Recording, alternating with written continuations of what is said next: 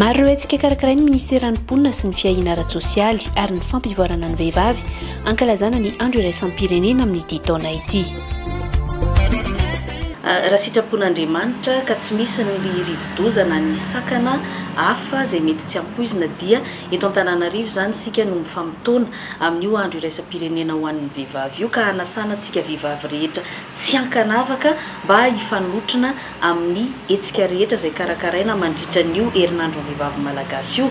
Fantatsika raha teo fa ny 20 Mars dia efa natokana ho andro tsy fiasana ho an'ny vehivavy rehetra tsy ankanavaka. Fanompoam-pivavahana iraisam-pinoana ao amin'ny chapelle militaire Ampahebe no anomboana ny fankalazana ny zoma roamartsa. Izy koa nivarotra fampirantiana ny asa tanan'ny vehivavy ao amin'ilay antsoina hoe vohitra kanto fiary eo amin'ny tokotany malalaka ny lapan'ny kolontsaina sy ny fanatanjahantena ny 9 ka hatramin'ny 1 Martsa. Ampiseho ny vakoka ny nentim-paharazana koa ireo solitena ny fatra 20 eto amin'ny Nosy.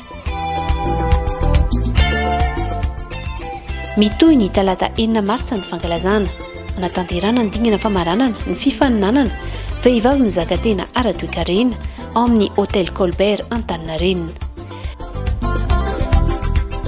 Ny andro ny 9 Martsa no anolorana ny loka ho an'ireo fikambanana tafita amin'ny dingana famaranana tamin'ny fifaninanana eny amin'ny Carlton Nosy. Amin'io andro ny 9 Mars io dia manasa antsika rehetra na olon-tsotra na fikambanam-behivavy tsy hijerena fre anara-politika na ara-pivavahana na ara-piaviana ny fanasana antsika rehetra amin'izany. Ampiseho sika amin'ny vahoaka malagasy rehetra fa ny vehivavy dia olon'ny fihavanana, olon'ny firaisan-kina, olon'ny fitoniana ary olon'ny filaminana.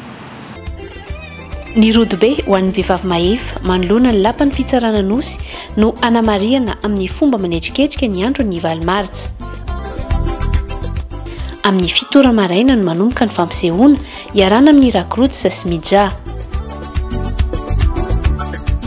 I Francis Turbo sy DJ Goudy kosa no anentana ny karnaval lehibe andraisan'ny daholobe anjara.